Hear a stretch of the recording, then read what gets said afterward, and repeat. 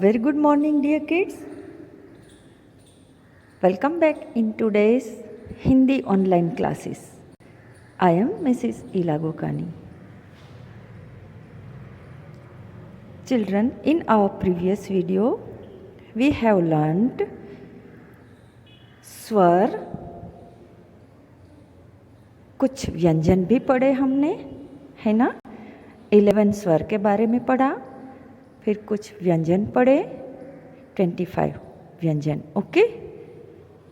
और आज हम उसी को कंटिन्यू करते हुए स्वर में जो ये दो मैंने आपको बताया था ना, मैं आपको बाद में ये पढ़ाऊंगी। अंग और अह जो स्वर में लिखते हैं हम, पर वो एक्चुअली स्वर नहीं है, तो ये क्या है मैं आज आपको बता रही हूँ। वो दिन आ गया, मैंने आपको बोला था मैं आपको बाद में पढ़ाऊंगी, तो आज मैं ये आपको समझाने वाली हूँ कि ये क्या है, okay. Are you ready all of you? Very good, listen carefully, okay. तो आइए मैं बताती हूँ कि ये क्या है। ये है अयोगवाह। ये अंग और अह क्या है? अयोगवाह। अब आप सोचेंगे ये अयोगवाह क्या है? आइए मैं आपको समझाती हूँ, ठीक है। ये है अंग और ये है अह। अंग का उच्चारण होता है अंग, किसी भी व्यंजन के साथ मिलाकर, ये रहा उसका चिन्ह, और उसका उच्चारण प्रोनाउंसिएशन होता है अंग। ये देखिए, डंडा, गंगा, ये ड के ऊपर लग गया तो अंग आ गया, डंडा गंगा। आ गया समझ में? इसको कहते हैं अनुस्वार। और ये दूसरा वाला है अह, इसे कहते हैं विसर्ग। विसर्ग का चिन्ह होता है ये वाला। कोई भी व्यंजन वर्ण के बाजू में 2 डॉट लगाया जाता है। ये अनुस्वार को ऊपर लगाया जाता है और इसको साइड में, राइट साइड में लगाया जाता है वर्ण के। ये देखिए यहाँ म के बाजू में लगाया गया है, नमः। इसका उच्चारण होता है ह, गॉट इट। और इसका उच्चारण होता है अतः। कहाँ पर लगाया जाता है? व्यंजन के राइट साइड में, वर्ण के, ओके। और ज़्यादातर ये विसर्ग का यूज़ होता है संस्कृत वाले वर्ड्स में। हिंदी में भी हम संस्कृत वर्ड्स का यूज़ करते हैं बच्चों। तो ये संस्कृत वर्ड्स जो होते हैं उसमें ज़्यादातर ये विसर्ग का यूज़ किया जाता है। तो आपको अयोगवाह क्या है समझ में आ गया? आ गया ना सभी को? स्वर के पीछे ये दोनों लगाया जाता है। ये ना तो स्वर है ना तो पूरे व्यंजन है, तो ये क्या है? ये है अयोगवाह। ये दोनों है अयोगवाह। Got it all of you? उसका चिन्ह और उसका प्रोनाउंसिएशन भी मैंने आपको समझा दिया, ओके। तो आइए एक और नई अवधारणा हम आज पढ़ते हैं। आपको अयोगवाह समझ में आ गया होगा बहुत अच्छी तरह से। नई अवधारणा कौन सी है? बच्चों, हमने व्यंजन की 5 लाइनें पढ़ ली है ना प्रीवियस वीडियो में। ये वाला देखिए, ये क वर्ग, च वर्ग, ट वर्ग, त वर्ग, प वर्ग हमने पढ़ लिया ना, है ना। जैसे हमारे मुंह के 5 ऑर्गन्स होते हैं और पांचों ऑर्गन्स, डिफरेंट ऑर्गन्स में हवा का प्रेशर आने की वजह से डिफरेंट टाइप की ध्वनि आवाज़ें क्रिएट होती हैं। उन्हीं आवाज़ों को इसी तरह क्लासिफाई किया गया है जिस पर स्पर्श होता है, तो ये स्पर्श व्यंजन कहलाते हैं, है ना।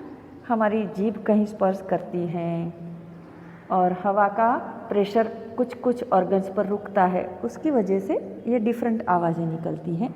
उसी की लेते हुए यहाँ ये क्लासीफाई किया गया है।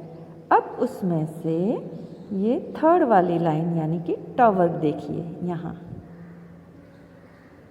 ट वर्ग में ट, ठ, ड, ढ, अण ये 4 थे, 5 वर्ण थे।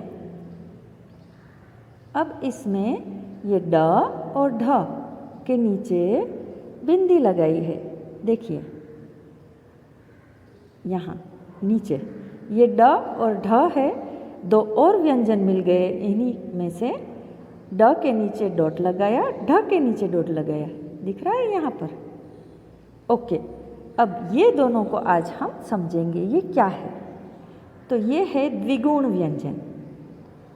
क्या है बच्चों? ये द्विगुण व्यंजन। वो नए ही व्यंजन बने हैं। हमने 25 व्यंजन पढ़े, अभी आज 2 और पढ़ेंगे, यानी कि 27 हो गए, है ना। तो ये रहे द्विगुण व्यंजन, इसको इस तरह से लिखा जाता है। ओके, अब इसको समझते हैं, इसका उच्चारण और इसका इस्तेमाल कैसे होता है ये हम समझते हैं अच्छी तरह से। ये देखिए,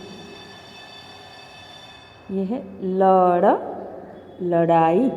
इसका उच्चारण होता है बिना बिंदी के वो ड कहलाता है, बिंदी के साथ द्विगुण व्यंजन अड़ कहलाता है। क्या कहते हैं इसे? अड़। जो खड़ी बोली हम बोलते हैं ना, हमारी लोकल भाषाएं होती है ना, लिटरेचर में ऐसे इसे इस्तेमाल किया जाता है ज़्यादातर। और हाँ, इसका इस्तेमाल होता है, कोई भी शब्द होता है या उसके फर्स्ट पहले स्थान पर नहीं होता है, दूसरे या तीसरे स्थान पर होता है। अभी मैं एग्जाम्पल के साथ समझाती हूँ। ड, बिना बिंदी वाला ड ले लो तो उसका इस्तेमाल होता है पहले स्थान पर हो सकता है, जैसे डफली, है ना। पर यह अड़ का उच्चारण इस्तेमाल कोई भी वर्ड के फर्स्ट लेटर में नहीं होगा, सेकेंड, थर्ड या बाजू में कोई भी और स्थान पर होगा। जैसे ये लड़, लड़ाई, आ गया समझ में। वैसे ही इसका भी सेम यही है। इसका भी ढ़, द्विगुण व्यंजन ढ़ का इस्तेमाल कोई भी शब्द के दूसरे तीसरे वर्ण में होता है, पहले वर्ण में नहीं होता है, पर ढ का होता है। इसका भी एक एग्जाम्पल आपको देती हूँ। ढक्कन, हम ढक्कन लिखते हैं, बोलते हैं, तो उसमें ढ आता है। ढ पहले स्थान पर होता है वर्ड में, पर यह अढ़ द्विगुण व्यंजन अढ़ का इस्तेमाल कभी भी कोई भी शब्द के पहले अक्षर में नहीं होगा, स्टार्टिंग में नहीं होगा, दूसरे या तीसरे स्थान पर होता है। देखिए यहाँ दूसरे स्थान पर है, यहाँ भी दूसरे स्थान पर है। इसको कैसे उच्चारण करते हैं? पढ़, पढ़ाई। आ गया समझ में। तो आज हमने क्या क्या पढ़ा? अयोगवाह, अंग और अह, और द्विगुण व्यंजन अड़ और अढ़। सबको समझ में आ गया।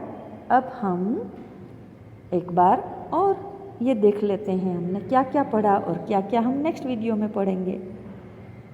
ये व्यंजन हमने पढ़ लिए। कौन से? ये वाले स्पर्शीय व्यंजन। स्पर्शीय व्यंजन कौन से हैं? ये क वर्ग, ये च वर्ग, ये ट वर्ग। ट वर्ग में 2 और व्यंजन आज हमने पढ़े, अड़, अढ़। ये है द्विगुण व्यंजन।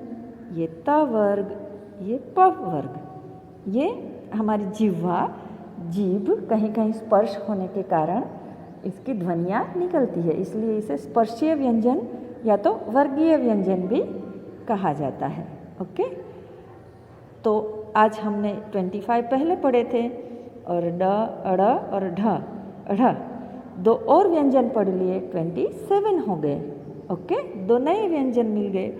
अब हम नेक्स्ट वीडियो में ये वाले और ये वाले व्यंजन पढ़ेंगे।